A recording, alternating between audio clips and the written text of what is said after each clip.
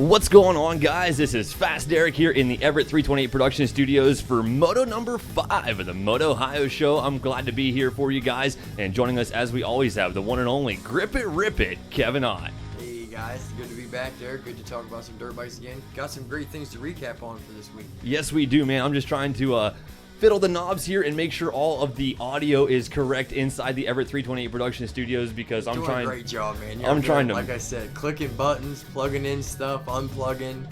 I appreciate everyone being patient with us, you know, and taking the time and giving your lunch break to us and stuff, you know, and it should be a good show. Yeah, man, we've got quite a few things to recap, like you were just saying there, Kevin.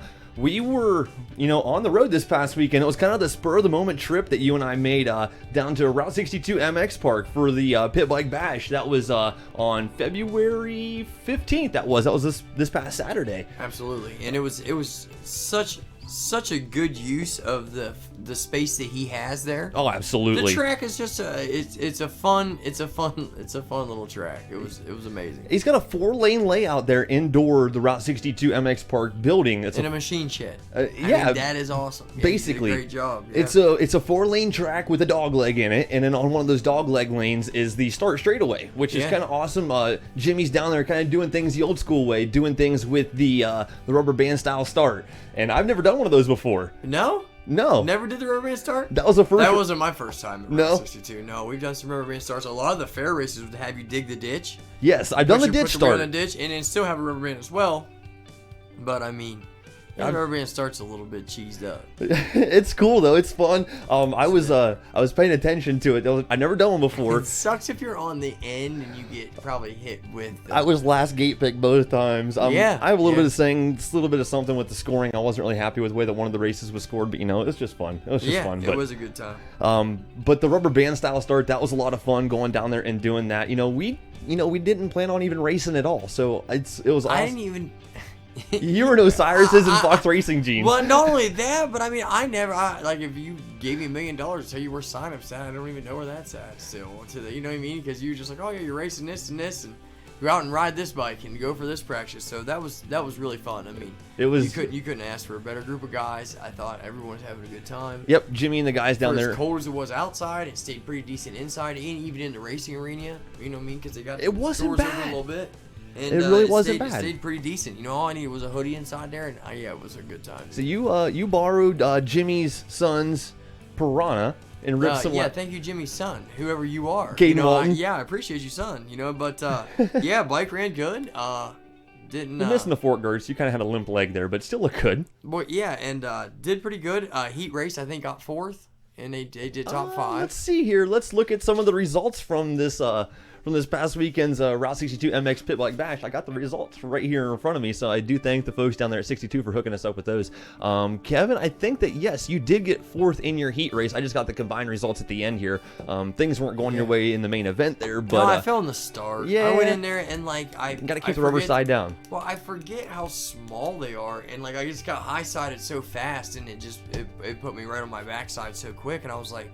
Wow, you know. Yeah, those are 65cc wheels. They're small. Yes, they're so tiny. So, and then I got up. My clutch lever was broke off. I still had like partial of it. You get a finger on it. I just got to ride right in front of the leaders like the whole time. I wouldn't subdue to being lapped. Well, they didn't catch me anyways. But you kept it honest there. I wasn't happy. It looks like Kev out there. You got a number 7 spot overall out of 19 riders. That's pretty good for never racing a pit bike before. I've never rode one of those a day in my life, so that wasn't bad. A huge shout out to Bailey Lunsford there, the number 345. I think that was a Pitster Pro. Pitster Pro. Or no, that was a Pitts, a Thumb Star. That's a Thumb Star is what he's on. Okay, it's sick too. They're pretty cool. Yeah. Bailey Lunsford also won the money class. He did win the money class. Looking at the results from that, he was able to. I'm pretty sure he took the heat race win and the overall in that money class, because tough break for Cameron Gooding. He went down in would have been the third turn in the heat race, and then I'm not sure what happened in the main event. When his main event, he was out for in that back corner, and whatever the vibration in that little thing, some sort of petcock screw or something had come out of the carburetor or something. Okay. Well, he's sitting there beside us in the pits, and the gas is just pouring out at a steady stream. No. That should have been probably going elsewhere. Yeah, that's not supposed to be on the ground. Right. So yeah, that shut him down. So he had He kind of had some bad luck, but boy, he looked like he had a good time there that weekend. He did. That's one of those Fun BBR framed KLX 110. I hate having a video of it throwing the flames. It was sick. It had some power, I'll tell you that. Does, yeah. Tough break. When they do that double out of the corner, that's a pretty good little hook for such small machines. That spectator double down there at Route 62's MX Park indoor track is no joke. Right out of the turn, right in front of the Score Ladies tower. Right out of the corner. You know what I mean? And it's far. Hey, the TTR50's front tire got off the ground on that one. You did a great start when you power shifted to second. You get the little, that was awesome. Rounding out, let's finish out with talking about the money class, since we already mentioned that once for the Pit Bike Bash this past weekend. It was Bailey Lunsford that ended up taking the overall. I'm pretty sure he took the heat race win and the overall win in that Pit Bike money class, followed by Tony Calland in the number 2 spot, and then Blake Anderson ended up rounding out your top 3. Right. Honorable mention, Fast Jack Winland on the number 65. Dude, what a young guy! Such a great smile, always down there. Probably down there. What he's part of. I like. Mr. Jack just said part of like the Race Ohio guys. I think he's probably part of those down. Where's he from? Down. Jack Winland is from Nashport, Ohio. So he's down that way. The same place as Briarcliff. Okay. So he's probably running that series down there with Jack and them and being that way, a lot. Like yeah. Chillytown. Jack Winland usually does the Central Ohio thing. It doesn't matter if the race is at Briarcliff, maybe a little bit north of that. He'll come up and do these. He does some fair races. Sweet. He does the local fairs, most of those. A quick kid. And then he does do some races. Tumbling into that little roller section on that 110 was cool. Check out the vlog from this past weekend on Grip It Media. Just and also, like I said when I shared it, we're doing it. Like, it's a real vlog. Also, shout out to the Driven Media guys. We've seen those guys down there, gave them some business cards, talked to those guys, shook some hands. It was awesome meeting those guys, and they have a very great video up as well on YouTube. So check out Driven Media and Grip It Media. Grip It Media being our YouTube channel. Yeah. Let's also talk about a couple. Some really nice guys down there. They were. That was really solid of them to be doing the footage they were and getting some of them shots, because being out there on them berms sometimes a little sketchy. Them old bikes are ripping around you. So yeah, that's getting the shot, man. That's what I'm talking about. So. I was trying to it's hard to be out tiptoe around there. Yeah, but I mean it's tight quarters. Also, Fast Jacqueline ended up racing the 16 and under class, went 1-1 in that division pretty single-handedly. Hold on a second. But the kid that got second here, right here, Blake Anderson, kept him honest pretty much. Really? I mean, he didn't run away from Jack. Jack didn't run away from him. No, he's a good little rider. That's why I want to just give a little right there. Blake, he did quite a great job. So was that the only class that Blake Anderson raced? I don't know. No, he's right here too. What's this? Blake Anderson, 3rd place in the money class. So yeah, he's that's pretty good. Fella. Yeah, that's pretty good then. He does a good job of riding his little Kawasaki 110 as well. So good ride for him too. Awesome ride. I remember watching. Since we were talking about Bailey Lunsford, he ended up taking the overall in that stock mod class ahead of Ivan Bissett on the number 626. That's a Piranha machine as well. You were racing a Piranha. Ivan Bissett was also racing a Piranha. Yeah. Sweet. That's a good running machine. I said, so was I? That's everybody, like, I said the UNK beside my machine, right? I was like, Unk. I was like, I have no idea what that is, but I'm going to go ride it anyways. I'm going to ride the Unk. Yeah, well, I couldn't even start it because my shoes were so thin on the bottom. The old Osiris flat bottom skate shoes. So terrible, yeah. Huge shout out to Ivan Bissett. I mean, that guy's pretty, he's a pretty good guy to talk to. Yep. And if you guys don't know, last year at Route 62, I want to say it was for the 4th of July big race that they had down there. Ivan Bissett suited up, lined up the KX 125 up to the metal ramp, and boom, backflip. No kidding. Yep. That's awesome. He backflipped the KX 125 last year down there at Route 62. I don't know if he's planning on doing it again. I hope so, because I'm planning on going down there to 62 for a majority of their races for the upcoming season, and I would love to witness that. Yeah. I would too, because I think if I watch it, I might be able to figure it out myself. I've seen some guys do backflips in person. So we got to take you to a foam pit sometime. That would be sweet, because I would give it a hell of a shot to just. I know I can commit and get around, but I don't know where I'm going to. You and Peters until I get it figured out. Are two people that I want to see, make an attempt at it, because I trust you guys. I can do it. You and Zach Peters. I think I can do it, because I'll tell myself to do it, and I'll just keep looking. So yeah, that's what I would love to find a foam pit somewhere, but I mean, me and Zach's talked about it quite a few times. He does it on his bicycle at race. Oh yeah, he's gonna do it, no problem, I think. But it's just him doing it on a bike.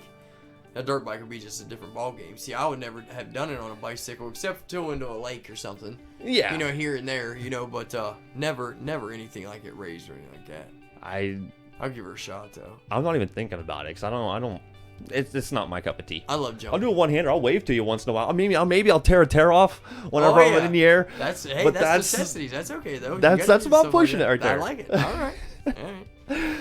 Also down there at Route 62, we did hint at that I spun some laps. I did take my stepdaughter's TTR 50 down there. It was fun. That's such a way to introduce that wee little dirt bike you rode. It was the only true stock 50 Yeah, out there for the it weekend. was too. Ended up going 7-7 in my showing. didn't do bad. You No, didn't do bad. 8 riders got 7. I'm stoked about that. I mean, it was the only 50cc bike out there, and coming out of some of these turns, you mean, all the power is helpful. And I was running the whole track in second gear. Shredding the corners is where it was at. The momentum, just like the way you would corner that. I mean, you can't let off. Oh, it was amazing. I think what slowed me down more so than the brakes was my pegs grabbing the soil. Yeah, I think that's what slowed me down more than anything else. You were out there tilling the track for everybody, giving good traction. It was an awesome time. I had a ton of fun. Dustin Smith ended up taking the overall win in the 10-inch class. That's the class that I raced, the 50cc class. It was not a stock 50cc class. It was a 10-inch wheel size class. You could run any engine that you could. As long as you had 10-inch wheels? As long as you had 10-inch wheels. And I had the 50cc. I did the best I could. You had a black stock pipe. It was factory stock pipe. The one mod I had is I went on Amazon and bought a huge air filter, just a green weenie style filter, just to clamp on. So oh yeah, that's at least give it a little bit of flow. She had enough airflow, and it was a push to start, so it was awesome. Yeah, the battery's dead, no Kickstarter. Battery's dead. Yeah, Dustin Smith ended up taking the race Ivan win. Bissett saying that the first attempts didn't feel so good on the back flip. I bet. I did not witness any of his attempts. I just looked down. Sorry. I've seen the successful attempt that was posted on Facebook. That's awesome. Also, anything else going on the Facebook Live comments? No, that's pretty much what we got coming through. I mean, I appreciate everybody watching. We got like 18 guys, yeah, it's 18 awesome. Ladies and gentlemen, watching. We're doing great. Yeah, Austin Stickley ended up taking the number 2 spot in that 10-inch class over Colin Wicker in the number 3 position. Anything else we got going on in the stock mod class? Caleb Davis rounded out your top 3, and Caleb Davis also made an appearance in the stock mod without a clutch class and rounded out your top 3 as well, behind Shane O'Bannon and Hunter Crane. So that's awesome. Stock class, Kyle Meller took the overall over Justin Hall and Dustin Smith in 3rd. And Andrew... Or Justin Hall this weekend. He seemed like he had some kind of some crappier luck too. He just didn't have some good luck in a few things here and there. That rider also did not have any luck. Some starts were off, and I think maybe we might have just slid out a few times because that one back corner back there, I think it froze a little bit easier. I don't know, where you like come back around to the stadium double. It's the turns that were by the doors essentially. Yeah, and they were slick. They were. So and if you didn't really pay attention, I mean, you're flat tracking through there most of the times. So you really had to watch your P's and Q's. I know that. I wasn't flat tracking. I was just tracking. No, you were just tracking. Yeah, you were just tracking. I was flat tracking. Once I figured out 3rd gear was the spot, dude. You run a whole track on one of them little dirt bikes in 3rd gear. Yeah. It only has 4 gears, right? I think that those Piranha 140s, I want to say that they are 4 speeds. I think that the 190s I can't even are imagine 5 having speeds. 2 more gears. But I mean, I was going at a pretty good clip in 3rd gear. I want to ride one. This looks like a ton of fun. It was really a good time because I actually almost fit it. We need pit bikes. We need to represent the pit bike brand. I mean, we need a pit bike. We're going. Because if I was going to Summit this weekend and we had a pit bike, I would MotOHIO show that thing right to a dub. Oh, I would MotOHIO show myself right down there on the line with you. Yeah. I mean, we got to because pit bikes are coming back. Pit bikes are coming back. I can talk on the microphone for one pit bike class. That's what Ronnie Farmer said, because Ronnie Farmer seen me spin a lap on the 125 on Chris Maynard's Piranha 190 down at Salem. I spent a couple of laps at the end of the program on Saturday, and Ronnie was sitting there just watching. He's like, "You're racing the pit bike class next year." I'm like, "Am I?" Oh, man. I mean, that'd be a good time. I need a pit bike. That's it. We need a pit bike. Moto needs pit bikes. We do.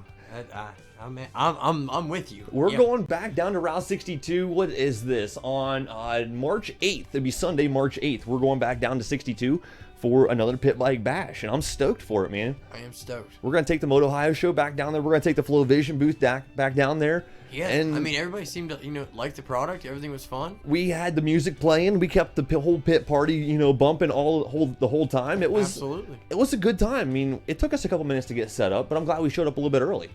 And I thought we should. Yeah, I think I went out without a hitch. Absolutely. It was a perfect event, and hats off to everyone. Thanks Jimmy.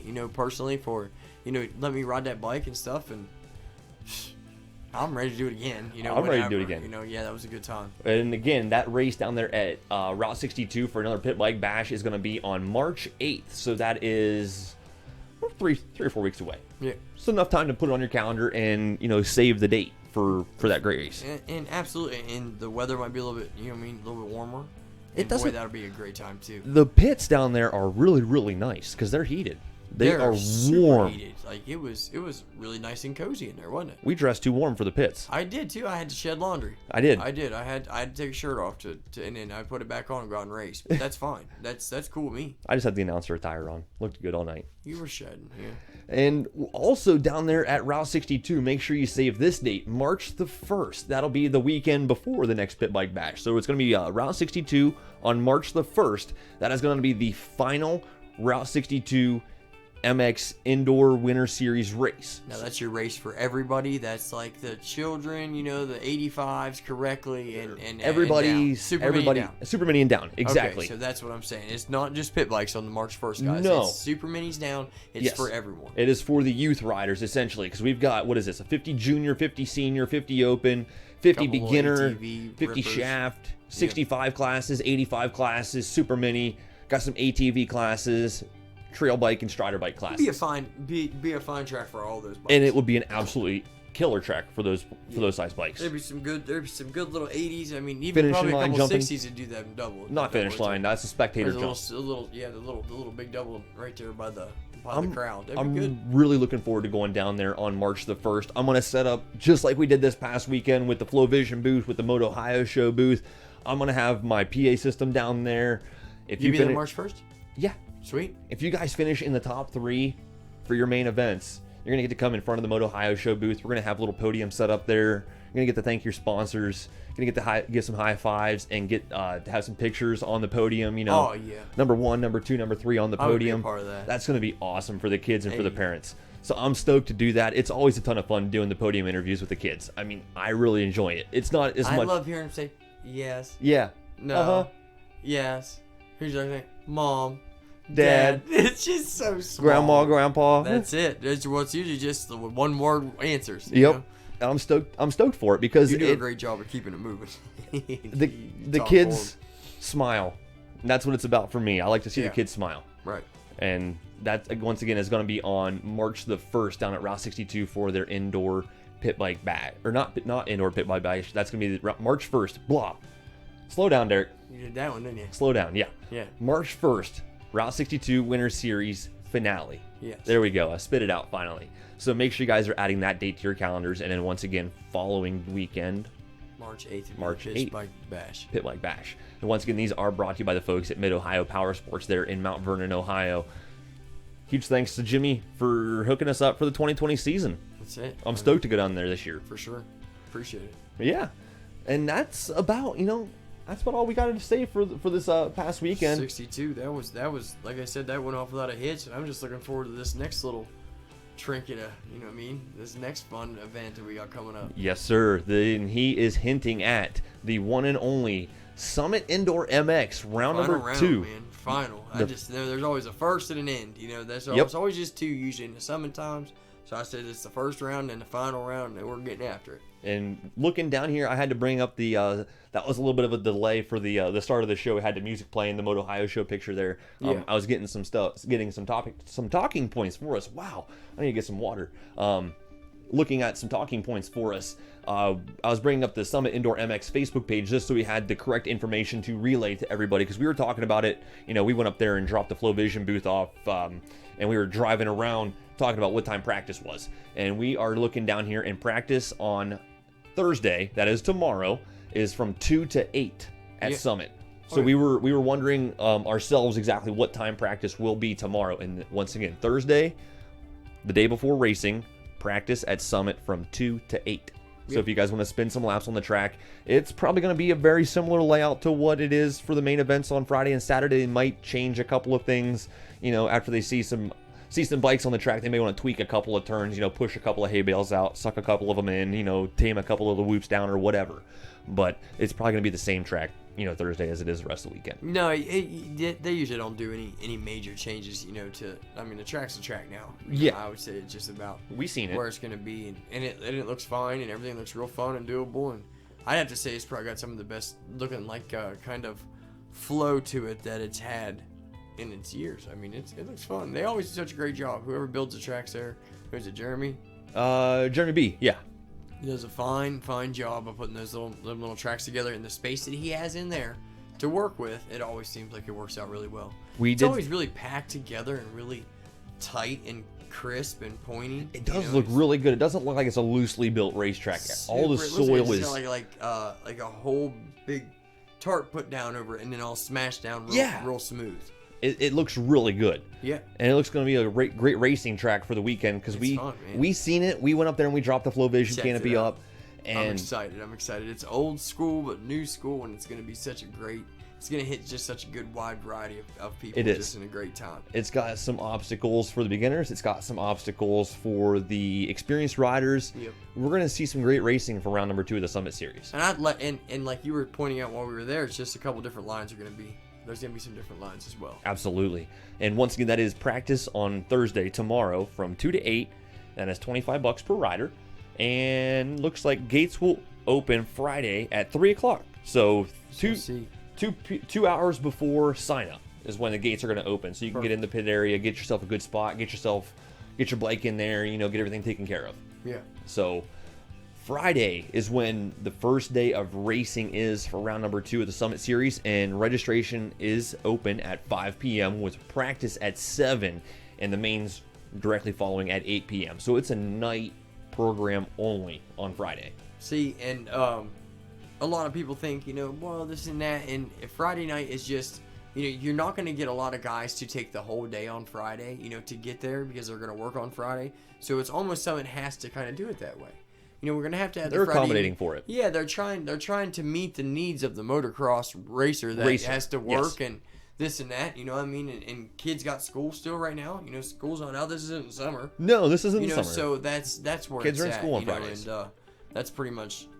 I think they do a great job every time. I do as well, and I'm looking forward to going to round number 2. I was a conflicted date for round number 1, so I was not able to be there. So you're fine, man. I'm stoked to be there for this weekend. So once again, it is practice Thursday, racing Friday, gates open 3 p.m. Friday, registration at 5 p.m., practice at 7 with the mains directly following right around 8 o'clock. Sweet. And it always seems like it stays about right on that schedule, especially, it's I'm hoping the tracks usually, because I think that helps because the track really doesn't break down too bad. Like, it'll just be really decently grooved in after today tomorrow, Thursday. The only thing they're going to have to do is maybe bring the skid steering with the tooth drag and scratch it up a little bit. That's probably the only thing you're going to have to do. And ready to go. And on Saturday, day 2 of round 2 of the Summit Indoor MX Series is registration at 9:30 p.m., practice at 11, and qualifying heats immediately following practice. And it looks like pro and pit bike practice after qualifying. So make sure that you guys are there all day. For Saturday. It looks like the pros need to show up about noon. Pros and pit bikes need to be there, I would say, around noon, 1 o'clock on Saturday. You'd be sweet. Yeah. Because they usually get yourself unloaded, get yourself on, get signed up, everything, know what's going on, look at the track a little bit, and then hit you a couple laps and get ready for them. Because them qualifiers, main events be coming quick, and that pro class will be before you know it, and you'll be like, oh no, I didn't do very good. Well, it does not have an exact time for the pro practice. So pros, all I can say is be there, noon, 1 o'clock. When there's still bikes on the track for heat races, you got to be there, getting your gear on, getting yourself signed up, because you got to be signed up before making your way down to staging for practice. Right. No. Yeah. Absolutely. And You can't don't want to have to practice be and trying to sign up. rush and do all that stuff and everything like that. You know? No. So that's why I say if you just get there noon, 1 o'clock, because I'm sure it's gonna be from looks of the weather, it's gonna be really nice. What's the pretty temp looking like? It's looking at high 40s. You know, That's same gonna be for a the great For the whole weekend of and racing. the start of next week, it's I see nothing but 40s in the forecast for Canton, Ohio. So That's awesome. come on, springtime weather. I'm ready. Absolutely. Yeah, buddy. Looks like round number 2 of the Summit Indoor MX Series, brought to you by the folks at Malvern Motocross, Motorsports MD, Rock Auto, Georgetown Fence Company, CB Glass, TV Parts, True MX, Piranha Pit Bikes, Action Extreme Sports, Defiance Lifestyles, Ohio Motocross Association, as it's an OMA sanctioned event, Point View Cycle, and SRS Suspension, Travis McQueen. So if you don't have those OMA cards or Gotta get signed one. up, I'm pretty sure that the sign up, well, it's Pre-registration I think is today's done. open. It's over. Today will be the last day. You are right. That'll be that. Looking. So don't please flog the system, because just like Jordan says, when you hit that last day like that, man, does it get crazy. So I'm looking to see what time so maybe do what pre-registration I'm gonna is do. over. I'm gonna kind of jump in line. You know what I'm saying? Early Friday-ish, you know, or as early as I can. You know, get up there as quick as possible, and we'll see. We'll go with it from there. But I know I'm trying to find a post when pre-registration Wednesday 2/19 at 12 p.m. she's shut down, folks. She We are is shut down. We are going racing. You're going We're racing, green. and you're going to have to sign up at the venue. I'm doing it. That's what you got to do. I know how. You got you wait in line. Well, and with the kiosks and stuff anymore, it's not like waiting in line. Connie back and the in ladies day. are just It's like do you go you're right boom, through. right through. That's awesome. So I'm stoked to go down there to Summit Indoor MX for round number 2 this weekend. That is looking the forward to it. 21st, have been looking 22nd. forward to it. You know, and I'm really excited. I got the bike ready, and we're looking good. Also want to make a huge shout out on March the 7th. I'm going to drag you over to Butler, Pennsylvania with me. PA of the Switchback, Pennsylvania. The old Switchback MX for the 6-lane indoor MX. I just seen a little track preview on their Instagram there this morning, and it's looking real tasty. I seen they had a drone chasing a bike around the track. Yeah, that was sweet. That was I pretty seen cool. That, too. That was cool. And 6 lanes, that's pretty awesome. They have, what's cool about Switchback is they have a chain link fence system set up around the entire race track that separates the track from the spectators. So if something happens on the track, the spectators are cool. Well, they got the stadium style kind of outdoor football bleachers, you know, Yeah. aside for, I mean, not the best. If you bring a blanket, you know what I'm saying, something to sit on, You're cool. you got yourself a good spot to sit. Absolutely. You can see the whole racetrack, or you can go up in the top. There's got like a little kind of a closed-in Yep. box, you know, and it kind of gets crowded, but it's a good place to get away and kind of just check out the track and a bird's nest view. And when I go there, I take claim to the spiral staircase. You know, I gotta announce some great racing action, and the best place for me is on top of those spiral staircase, I like it. blocked off a little bit. You know, nobody comes up, nobody goes through, just kind of there. You know, hanging Watching out, racing, doing your thing. watching racing, doing my thing. Flipping your clipboard. Yep.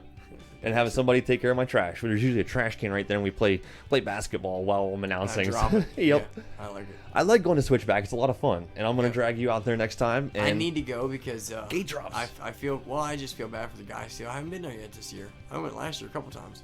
And I've I've yet to been there this year, and my buddy's down that way. You know Johnny Shaw. He's just blew his whole ankle apart down that way. So we're gonna have to. I'll probably scoop him up and try and bring him along, and we'll make it a little trip. He's got like a scooter he rides because he got the front number plate. He said fabbed up on this thing and everything. So I'm still waiting to see this little contraption he's got to cruise him around on. the huge announcement this week's episode. That pretty much takes care of all of the local races that we attended this past weekend and all the stuff that's going on in the upcoming couple of weeks. So that pretty much takes care of all the local stuff before we make the transition into the pro stuff. That's it. Huge announcement. This week's episode is brought to you by the folks at Flow Vision Goggles. So Flow busy. redefine your vision, create your own flow with a set of Flow Vision goggles or Just sunglasses. live life happy, man. That's it. And they were hooking up Kevin Ott this past weekend with a set of goggles. So we're gonna do a little unboxing here at the Everett 328 Production Studios. Let's see if I have enough slack in my camera to bring it over. Chaos inside the studio. All right, we're gonna do a little bit of unboxing here. Kevin Ott is gonna do. Oh man, I mean, and who doesn't like getting a brand new pair of goggles Who and doesn't like popping new open, goggles? popping open, and them still being in the plastic like this. So these are FlowVision, Tiffany, and Acid Green, and these have form-fitted outriggers to help increase comfort and fit, triple layer comfort foam for increased feel and seal around your face, unique air intakes to aid in sweat reduction and rider comfort, 45 millimeter silicone coated strap. I'm just reading right off the package here. So it's got all of the... Okay, check it, folks. These things are sweet. I don't know what he just said, and I do love the box, but woohoo, check these dogs out. So these are premium goggles joking. at a mid-level price. But that's the thing, is not do they not look just super sick, it's just the lenses themselves are so much tougher. Absolutely. And if you get hit with a rock, or you've ever been hit in the face with something kicked up off the racetrack, I'm gonna tell you what, it's not fun. I gotta so set my to be demo. protected is nice. I got a set of my demo pairs here inside the studio as well, and I'm going to take the time and pull out the stock lens from one of these FlowVision goggles just so you can see what's going on. Look at the lens on this. It is a pre-curved lens from the factory. It's not a simple flat Just piece flat- of plastic that flat you have lens, to curve right. inside the lens, or curve inside the frame body. These are actually Dude, pre-curved these things are sick. 1.5 mm thick lenses that are, impact rated, ASCE impact rated lenses. So they all come with a soft goggle case tucked inside the lenses there. They do too. They all come with a tinted lens from the factory with a removable nose piece. And I will, take the time. I got my demo pair here. Well, yeah, Let's so I was just gonna take say, them I was gonna apart. pull the nose piece off these ones, We'll but take them apart. We got the demo pair here, so we might as well just, take That's them apart. Fully removable nose piece. This is my my personal pair, the first ever FlowVision set of goggles that I came across. And they also have fully removable outriggers for the straps as well. so you can wash those up. Little places there inside the frame body of the goggle that you just simply pop the goggle strap out. Look at that. FlowVision strap. All you got to do is take and toss that in the wash machine with your goggles, or with your gear. I got so much stuff going on inside the studio here. Dude, you're doing great. So we're doing the unboxing. Kevin, helping us out with the unboxing here. Like I said, you just take the strap off the goggle frame body. Silly dude. That's what you're I left didn't with. know these even did all that. Yeah. I've rode for them for like over a year now. You know what I mean? I'm like, oh wow, look at that. You can take and toss these in the wash machine and make them look brand new Dude, when it's they all said all and done. do that now And they that you all look do at that. it. Yes. That's sweet. And all you got to These do to things put them are back in is just realign the holes and pop the stuff back together, and your goggles are set for the weekend. So Dude, I just want to wear these someplace. You know what I mean? Like, who doesn't want these goggles? I'm just being honest. those are Tiffany and Acid Green. So it's I'm glad Whatever that that means. that's the color scheme, man. Right, I get that, but I mean, I don't. Whatever color Tiffany is, I don't shit. Last time, you know what I'm saying? Light blue. Okay, well that's what she is. So, but I'll tell you what, that is what I just like it. Anything that's dirt bike, I get excited for though. Yeah, I'm just trying to reassemble the goggles here right now, but that's for off the camera. That's it, right? But Let's bring we are happy to say that FlowVision has been really FlowVision's been great to picking us. up. Well, that and really picking up, and things have been getting a lot better. They look like they're getting broadened out, and a few things are going on, and it's Looking good. It's a great company, man. Absolutely. It's a really good vision. Like, they got good wide goggles, and I like that. And it's always comfortable. Whatever. Triple layer foam, just like all the big name brands have, and That's perfect. Because that little felt cover in there really makes it does good for them long motos in the heat. got some dirt from my demo pair here on the table inside the Everett 328 production studio. So, what?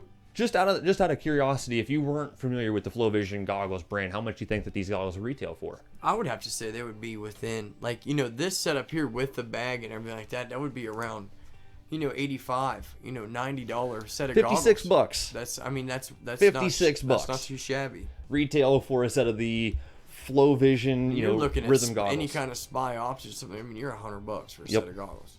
I mean, you're a $100 bill for a set of goggles. Check 'em and out. At the end of the day, this is probably a better product. FlowVisionCo.com. The laminated tearaways that they make for these. Yep, they make a lot of guys like those. Are just loving that 7-pack. Standard 10, standard packs of standard. 20, and then they have the laminate tear-offs. That's it, man. I'll run a standard all day, put 3 or 4 on, and I can make a whole good pro class race. That's real laps. Yeah. And you come in with tearaways on.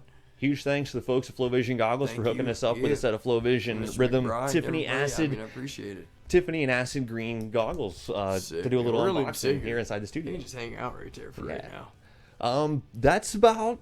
We got one more thing we're going to talk about for this past I'm weekend. excited to talk about it because we're back to the good stuff. Yes, sir. Hit the camera inside the studio here. Let's realign it back in line with us. All right, there we go.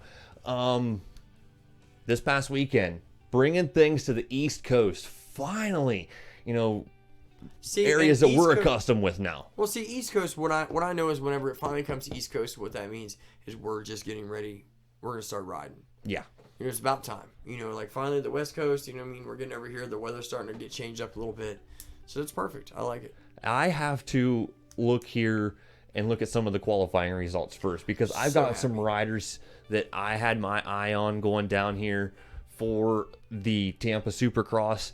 And, I've been following the Tri-State Arena Cross Series for quite some time. And I did see quite a few of these riders race the Tri-State Arena Cross Series. But I know one rider I haven't seen, ride since last year. This rider right here, the Topeka, Kansas rider on a KTM 250 SXF, Kevin Morans. He used to race for the Custom Power Sports Kawasaki team. And we seen him down at Chilitown quite a few times. Okay. And he was then riding for the Custom Power Sports Kawasaki team, but it looks like he did switch brands, and he didn't have as good results as he was hoping for. Ended up 34th fastest qualifier. I will switch over to the results here in just a moment. I don't believe that he qualified for the main event. Sewell, man. Always such a Old fast Travis guy. Sewell. Yeah. What I got to say about that is I am stoked to see Hunter Sales, the student, has beat the teacher in that 250 East Coast class. Let me bring up the results and so you guys can see what we're talking about right here. Yes, and yes. This is just for time quality. This is just combined qualifying results right now. I will switch over to the results in just a second. But awesome for Hunter Sales to be. Look how close they were. It seems fitting whenever you ride together to the track, and this and that. And train together all the time. They ride together. Just be just the same speed now. They ride together a lot down there at Club MX, and also another rider that I am pretty familiar with that rides down there at Club MX is this guy right. Where is he? There he is. Nick Gaines. Yeah. Look at him up in the top 10.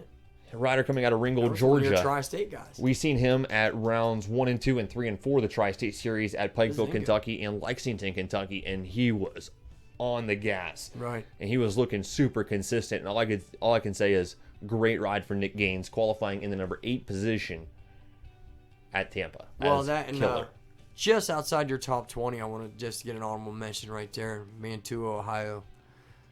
Yep. Mr. Hand, man. Good job, Jeremy. You know what I'm saying? I don't look at you. Yeah. Sound like an Ohio rookie, man away. Man away, Mantua, whatever.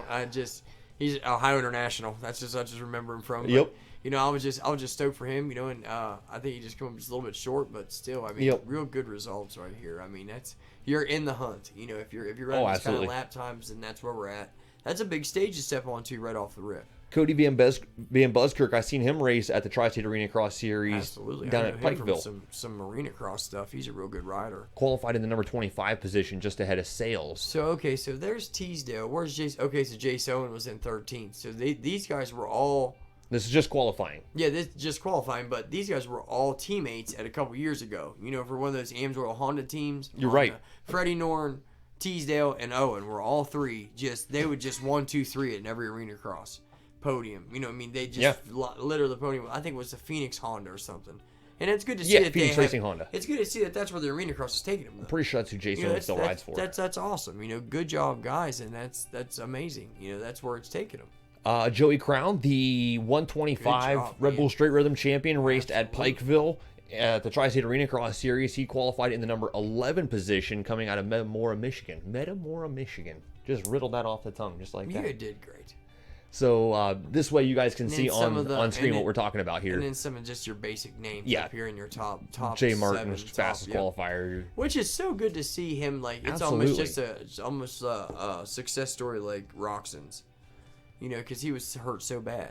But switching over to the main event results, Jeremy Martin did not have the qualifying results that he had earlier in the day. Ended up qualifying number 1, but finishing in the number 3 position behind his teammate Chase Sexton and Shane McElrath making the transition to the blue brand from the orange brand last year and looking really good this year. Dude, looking really solid. That whole team's got it figured out. Them bikes are looking really settled on the track. They're looking really easy to ride and flashy.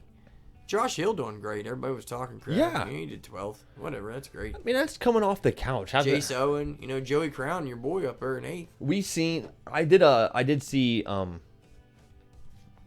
Josh Hill in the pre-race show before the main event. He said he hasn't raced a 250F in 13 years. Not bad to come in 12th place in the 250 East. I mean, he's raced some 450s here and there, but Josh Hill has not raced a 250 and hasn't raced a 250F Did it say class. he's from Oregon? Yeah. And then it he does. comes and races the East Coast. And, Yeah. And then guys from... He's been riding at club. Yeah, that's why. That is it. Yep. And he is So. actually the Monster Energy Yamaha team rider. So that's pretty cool to be riding for Club MX. Just hanging out down there, spinning some laps, riding for Club MX, and then getting the Monster Energy Yamaha sign, and then going and riding for those guys. That's awesome. And not upset nothing by McElrath being on your teammate, you know what I mean? He won, you still 15th, you know what I'm saying? So everyone's happy in that camp. Jamming 'Cause Jimmy they're Dakotas go- right there. Because they're pretty much laying over the West Coast Championship with Cooper and Ferrandis. You're right, yeah. Barsha's top 4 in the points, I mean, it's just, Yamaha's got it going on. Dirty dogs. Blue bikes are good this year. It's the exhaust out the back. Jimmy Dakotas finished in the number 9 position, just behind Joey Crown. So he backed up his his qualifying times with a main event result of. That shows me he's got 8th. some good fitness to him. Yeah, he's in really good shape, and he's where he needs to be on his race pace. So that's great. He's been riding overseas to get some laps in. That's perfect. He's been riding locally to get some laps in. Them tracks deteriorate. Them tracks usually really get crappy quick. So Huge shout out to Joe Shimoda, rider coming. It says out of Winchester, California. True, just Hollywood rookie right there. I know it says out of Winchester, California, but that's a lie. He comes from Japan.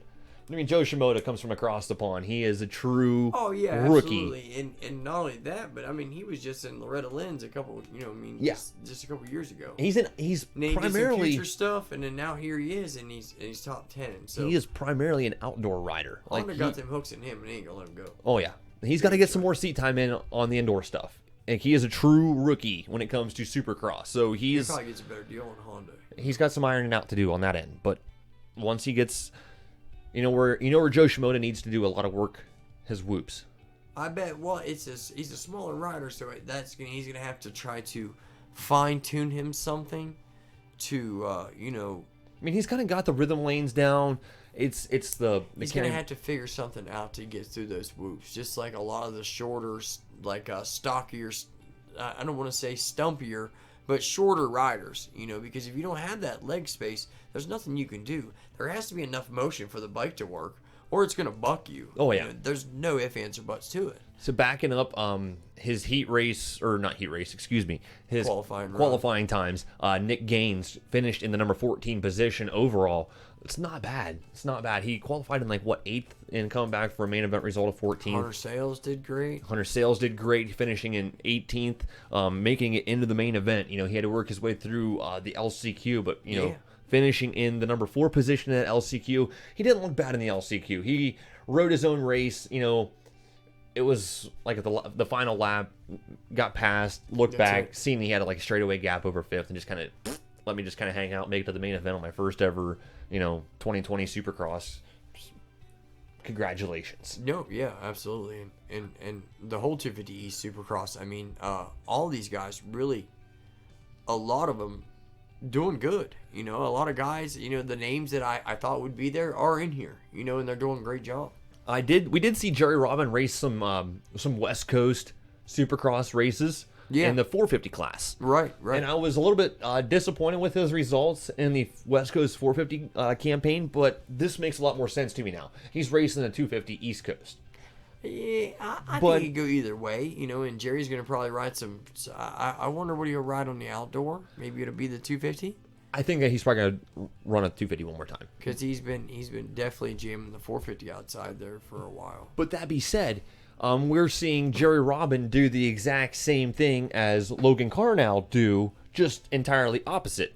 We've seen Jerry Robin race the West Coast 450 races, right? Where the number 88 of Logan Carnell raced the West Coast 250 races, and Carnell is now racing the East Coast 450 races on his 250, and we see Jerry Robin racing the East Coast 250 races, and he was racing his 250 in the 450 West Coast.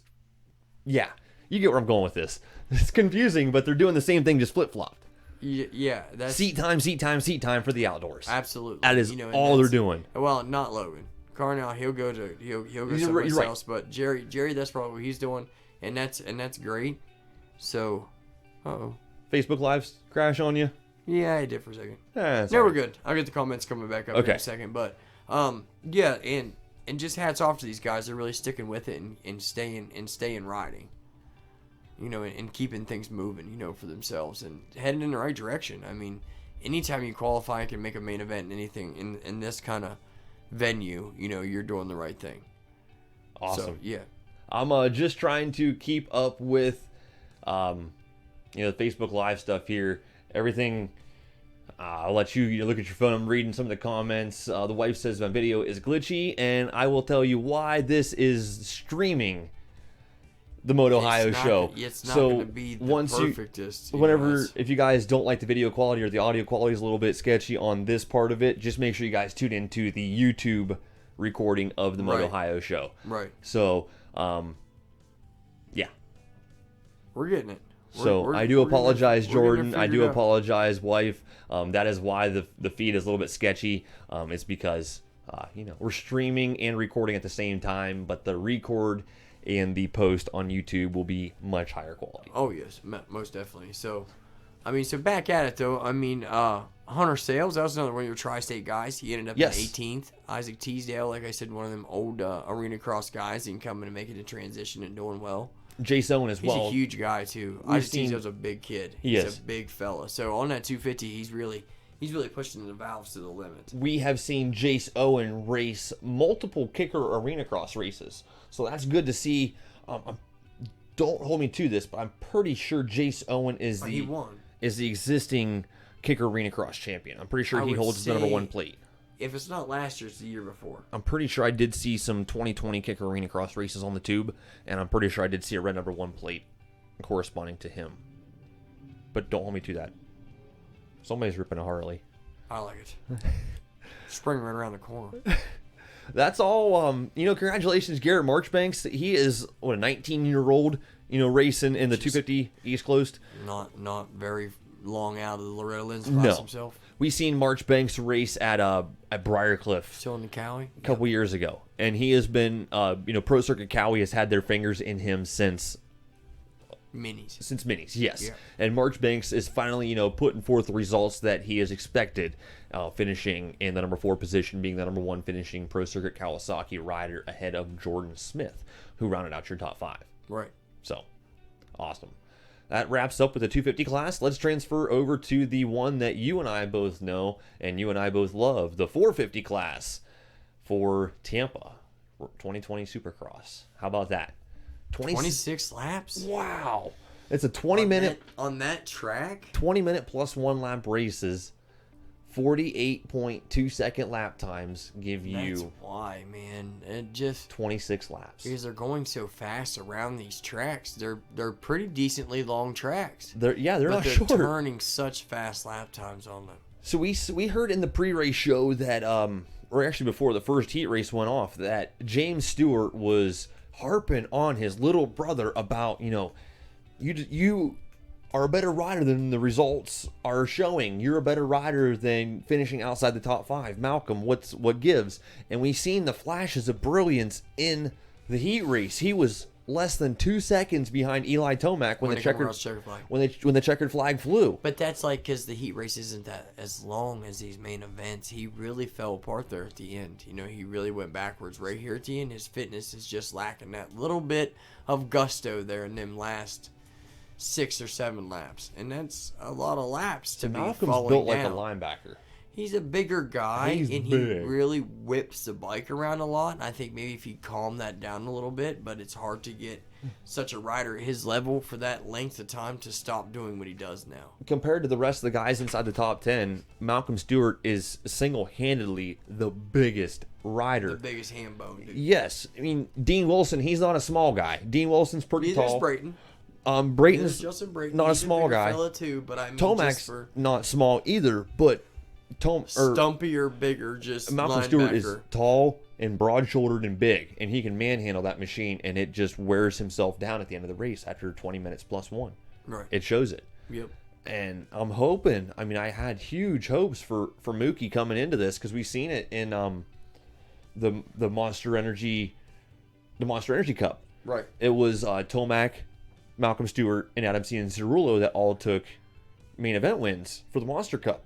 And I was hoping for more from Malcolm, for the season, but things just go that way. Well, I mean, the season's not over yet. And you're right. I got a lot of races left. You do have some of the point standings there jotted down on your paper. I did see that. Yeah, I just real quick, just your top 5, because the points shifts a little bit in your 450 class because Cicerello went down. Tomac was 1 point out of the lead. What happened? Adam going down there, in that race, and then falling clear back to 10th, and not being able to come back. Yeah, that shut him down, and put him way back. So I mean, you got your red plate going into Dallas, Texas, right? That's where they're at next. Yep. He's in Arlington. I'm pretty sure. That'll be Tomac will be your red awesome. plate. And then, you got Roxon in second, Webb third, Barsha hanging out in fourth, and then Cicerello fifth. Hanging out in fourth, the old 51 Bam Bam. Yeah. It's pretty good. Just sneaking around in there. Because he held on for a 4th place finish this past weekend. That's pretty good. Ken Roxon, solid with 3rd place. With all the chaos that happened, yeah, that's not a bad deal. No, I mean, getting trained by one of the best, Ohio riders in era. Well, I mean, Barsha's from New York. Look at that. We've talked about it multiple times. We've talked about it multiple times. Levi Kilbarger, the number 18, 118, 461, or 463, whatever number is on the side of that Yamaha machine. At that time. Yeah. Is training Justin Barsha in tough break for Levi. We talked about it in one of the previous shows. Cracking his hand on a hay bale or a tough block marker or something and breaking a bone in his paw. It's a tough break for Levi, but just because he can't ride the bike doesn't mean that he can't tell you what you're doing wrong. Well, not like that, but I just can imagine by now he's probably doing something. Yeah. It's probably moving. I was following Levi on his Instagram this past weekend, and he was taking flight from where they ride in Florida down to Tampa in Justin Barsha's airplane, and Barsha was flying. That's awesome. So as if he That'd be didn't pretty sweet. live the life of luxury already, Levi Kilbarger's getting even the royaler treatment, getting flown to the racetrack. That is awesome, dude. I didn't see that on Instagram. I gotta get Barsha. That's pretty cool. Added. Yeah, that's actually on Kilbarger's. Yeah, I have to get. I think I have him. I must have missed it. Cooper Webb, can't say enough good things about him. Always coming back through the pack and always fighting his way back up towards the front. Consistent. To keep himself in this main event chase. Results. He's top 3 right now in these points, and they're not separated by much. No. I know. Tomac's only 4 over Roxon, and I think there's only another 3 towards Webb. So you take a couple of outside the top 10 races for these top guys, and then boom, boom, things shift, and you got a whole another 450 Supercross champion maybe this year. Tampa was what, round 7, 8, 7, something like that. So we're not quite halfway through the season yet. No, not at all. And the points chase is still that tight. Yeah. Wow. It's going to be sweet. It's going to be a good race all the way to the championship. Justin Hill, killer results, breaking into the top 5 for the overall. That is awesome. Well, see, his top 5 finish there, you know what I'm saying? That bumps him up. He finished 10th in the points. That's what I just got wrote down here. I just had a smiley face because that's awesome. He's sitting 10th place in the points coming into the season without maybe not even having a ride. That's his first real 450 campaign. Sitting 10th place in the points right now in the premier motocross division is not too shabby. We did see Martin Davalos get tangled up in a first turn accident. But he was able to overcome from and make it into the main event show and finish in 14th, so that's pretty good. AP just not having the showing that he kind of wanted, 16th place, but still you got to think with this field. Now we have to have a little chit chat about AP real quick because we're both pretty loyal to the Yamaha rider that's coming from Hamilton, Ohio. Correct. We both like Aaron Plessinger. He's had tremendous results on the 250. He was injured last year in his 450 in his initial 450 camp. Yep, he was injured his initial campaign in the 450 class. But leading up to Daytona, it didn't seem like he had the results in which he was hyped up to have. I'm looking at him and I know that he's still young and I'm saying that he's just got time. He's gonna probably maybe bounce a few bike brands here and there and do the musical thing. And by do you the know time how long his contract is left on the blue brand? I don't know that offhand, but what I'm saying is that's what happens because you see every other rider do it. Maybe something's not jiving. Maybe he gets on a KTM and he strikes fire. Maybe he gets on a Honda and he takes loose. I don't know. I'm hoping that he has a 3-year deal on the blue bike. Just that he'll have one more year to rebound and hopefully get some better results. Oh, I'm with that. But do I see him losing a ride altogether? No, not in shape and form. But Jalek Swoll, though, in the 250 class, not even making it on the main event in the main event show. And you got he made it to the main event show. He didn't make it to the main event. Jalek Swoll. But right, that's crazy. And you have a factory ride. Factory Husqvarna ride. But that's the thing. These riders are young, and with this, when you have Chad Reed going to the LCQ and every weekend and winning the LCQ every weekend because he can't make it through on just the regular heat races. Stacked. Come on, man. Damn. Right there. You got Tyler Bowers was finished right in front of him. Martin Davalos, Vince Freezy, Brock Tickle, Zach Osborne. Them aren't. That's all like that. That could be like right. starting at Zach Osborne. That could be first place, and we could just put Aaron in 6th, and that'd be another race. That'd just be like a race in its own. That'd be a hard race to win for anyone. The field is so deep in this 450 class. So that's why when everyone's like, because they try to get on AP and stuff like, he shouldn't deserve that number and blah blah blah. Man, back up, man. You don't know what it's like to be at that level and try to do what these guys are doing week in and week out. As a showman, too, because they're trying to be the smile when they come out of the camper. The cameras are flashing. It's not just riding a bike anymore. It's just a whole spiel of things these guys have to do, and congrats and hats off to all of them, man. They're really doing a great job of keeping everyone interested in going forth in the sport. Yeah, absolutely. Because if we didn't have this little on TV stuff, then a lot of the... We're doing it right now. We're talking about it. That's it. We're days out of it, and we're still just as flabbergasted as we were day one. I'm gonna go do it this weekend too. Race time. Summit this weekend. If you missed the initial part of the show, Summit Indoor MX round number 2 coming up this weekend. 2 to 8 tomorrow for practice. Friday race night, Saturday race day. Let's get this party started. Doors open, gates open Friday at 3. Sign up at 5. I'm doing this all from memory. Heat races. Sign up at 5, practice at 7, heat races start at 8, or races start at 8 on Friday, and then Saturday sign up at 9:30. So make sure you guys are there. So Summit this weekend, Route 62, March 1st for the final round of the Route 62 Winners Series. Let me try to find some times on that real quick. Hopefully I still have it up. I do. Route 62 Winners Series. Gates open 8:30. Practice starts at 10 a.m. Racing immediately following practice with a Strider race at 3:30 in the afternoon. Once again, that is March 1st for the final Route 62 Winners Series race. It is Route 62 Pitbike Bash on March the 8th. March the 7th, we're going to Butler, Pennsylvania for the Pitbike Bash, and yeah, I'm stoked. Yeah, thanks David Drakes for giving us a shout out real quick. He is the collective experience. Met David Drakes out at Red Bull Straight Rhythm. Sweet. What's up, buddy? Awesome. He hooked us up to hang out in Tyler Bauer's pit. I got to do some interviews with TB? Tyler Bauer's. Oh, yeah. Awesome. So thanks, Dave, for following along and joining us on the show. So That's all I got. that wraps up Moto number 5 of the MotOHIO show. Huge shout out to Flow Vision Goggles for letting us do a little bit of unboxing here with a pair of their awesome Tiffany and Acid goggles. Once again, we are still looking for sponsors and partners for the MotOHIO show. So if you guys do own a small business, or if you happen to promote products, we are looking for people to, That's it. bring stuff here inside the studio and do some unboxings, do some product testing, and do some reviews on it. So try and get your word out there and spread it the best we can, and it seems to be working. absolutely. Right. The Flow Vision brand is growing. It's and growing. we're just trying to spread the word of motocross. That's what this is all about. That's why we started the MotOHIO show, because I live it, you breathe it, we sleep it. It's That's motocross. That's it. I like it. So I can't thank you guys enough on Facebook Live for joining us for Moto number 5 of the MotOHIO show.